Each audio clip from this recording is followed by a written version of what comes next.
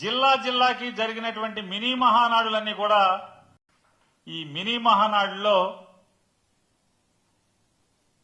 చెప్తాం చూస్తూ ఉన్నాం. ఈ కడపలో జరగబోయేది దగానాడైతే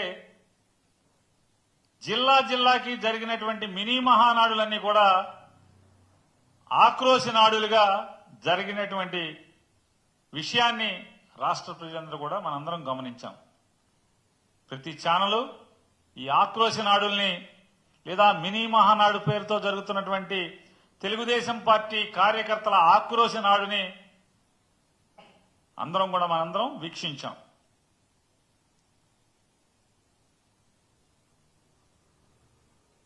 ఒక జిల్లాలో పాపం ఆయన సీనియర్ మంత్రి గారు, మాజీ మంత్రి గారు కూడా, సీనియర్ శాసనసభ్యుడు, కేంద్ర మంత్రికి మామగారు, ఆయన ఆక్రోశం, ఆయన బాధ, ఆయన వ్యధ చెప్పనలవి కాదు. పాపం ఆయన బాధ నిజంగా అంటే వైఎస్ఆర్ కాంగ్రెస్ పార్టీ ఓడుగానో లేదా మాజీ మంత్రివర్యులు, మాజీ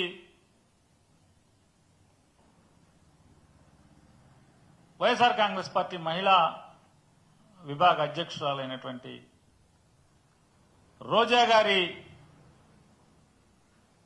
కుటుంబ సభ్యులు, ఆవిడ అభిమానులు, వారికి బాధ కలుగుద్దో కలగదో తెలియదు. కానీ ఇంకెవరికి చూసినా కూడా ఆయన వర్ణనాతీతమైనటువంటి ఆయన వ్యధా బాధలు చూస్తే ఈ బాధ పగోడికి కూడా రాకూడదురా అని చెప్పి జాలిపడేటువంటి పరిస్థితి. అంటే ఒక అధికార పార్టీలో ఈ మినీ మహానాడులో అదే ఈ ఆక్రోశ నాడులు, కార్యకర్తల ఆక్రోశ నాడుల్లో జరిగినటువంటి ఆ మీటింగులో ఒక్కటంటే ఒక్క చోట కూడా సంవత్సర కాలంగా మమ్మల్ని నమ్మి మాకు ఓటేశారు, ఈ రాష్ట్ర ప్రజలకి ఇన్ని మేళ్లు చేశాము అని గర్వంగా ఒక్కడంటే ఒక్క నాయకుడి గాని, ఒక్క ఎమ్మెల్యే గాని లేదా ఒక్క కార్యకర్త గాని ఎక్కడ గర్వంగా జబ్బగదలుచుకున్నది గాని కాలరెగరేసి మీటింగ్ చెప్పిన దాఖలాలు ఎక్కడా లేవు 26 జిల్లాల్లో. ఒక్కటంటే ఒక్క చోట కూడా.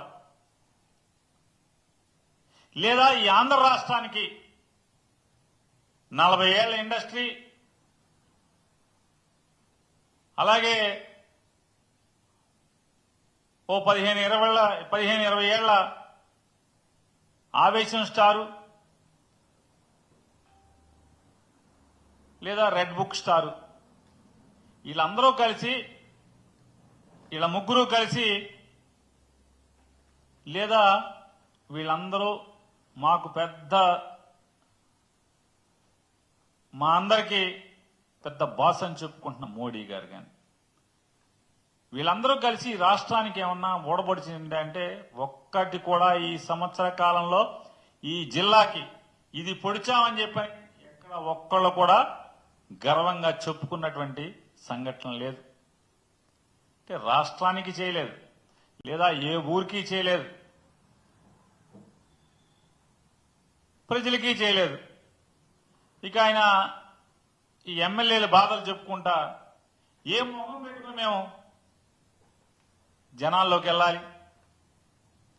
పనులు అడుగుతున్నారు, పనులు చేయడానికి డబ్బులు ఎవరు, నిధులు ఎవరు? సిగ్గేస్తుంది. మీరు కనుక ఇక డబ్బులు ఇవ్వం, మీకు నిధులు ఇవ్వము అని కనుక చెప్పేసేయండి. మీరు మాకు ఓటేసి దగాపడ్డారు, మీరు నన్ను మన్నించండి అని చెప్పి మేము ఓళ్లెంపడి తిరుగుతాం జనాల దగ్గరికి అని చెప్పని, ఇదే ఏకైక మార్గం అని చెప్పని సాక్షాత్తు అధికార పార్టీ ఎమ్మెల్యేలే వాళ్ళ పార్టీల మినీ మహానాడుల్లో ఆక్రోశించారంటే ఈ ప్రభుత్వం విఫలమైనట్ట? వీళ్ళు రేపు కడపలో 27, 28, 29 తారీఖుల్లో జరిగేటువంటి అది మహానాడా లేదా నేను చెప్పినట్టు దగానాడా? అలాగే ఇంకొక జిల్లాలో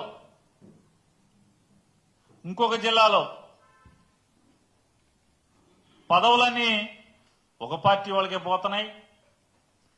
గతంలో కమ్యూనిస్ట్ పార్టీలు మనతో కలిసి వస్తే ఎలా అయితే మనం వాటి పీక పిసికి చంపేశామో, రాబోయే రోజుల్లో ఇదే తంతు కొనసాగితే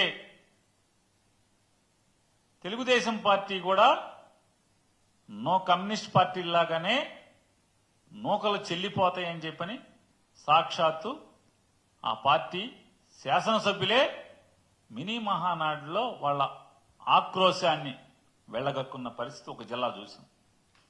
మరొక జిల్లాలో ఇంతకన్నా దిక్కుమాలిన తనంలో మినీ మహానాడు ఎవరైతే జరపాలో దానికి అధ్యక్షత వహించి దాన్ని నడపాల్సిన అధ్యక్షుడే ఆ సభకు డుమ్మా కొట్టాడని చెప్పని ఒక సీనియర్ కార్యకర్త లబో దిబోమని గుండెలు బాదుకునే పరిస్థితి. ఎన్టీ రామారావు ఉన్నప్పుడు తెలుగుదేశం పార్టీ వేరు, గతంలో తెలుగుదేశం పార్టీ వేరు. ఇవాళ దిక్కుమాలినతనానికి మారుపేరుగా మారిన తెలుగుదేశం పార్టీ అని చెప్పని ఆ జిల్లాలో ఆ కార్యకర్త ఏడుపులు పెడబొబ్బలు.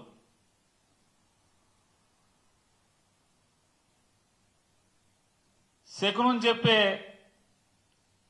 అందరికీ శకునం చెప్పే బల్లికి ఏదో జరిగిందంట. అట్టాగే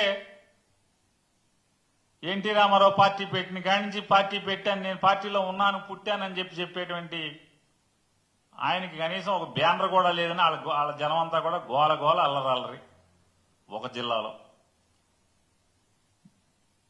ఇంకో జిల్లాలో కార్యకర్తలకి కనీసం మర్యాద కూడా లేదు, పలకరించే నాదుడు లేడు. ఎన్నికల ముందేమో జైలుకి వెళ్ళండి, ఎన్ని కేసులుంటే అంత పెద్ద పదవులు అన్నారు. ఇవాళేమో ఎవడికి చిల్లర కొడితే ఆడికే పదవులు వస్తున్నాయి అని చెప్పి ఒక జిల్లాలో ఆక్రోశం. ఇంకొక జిల్లాలో ఆడేవాడ్రా బాబు మంత్రి ఆధార్ కార్డులు చూపించమంటున్నాడు, పనులకు వస్తే ఆధార్ కార్డు నంబర్ రాసుకుని మీ పనేంటని అడుగుతున్నాడు.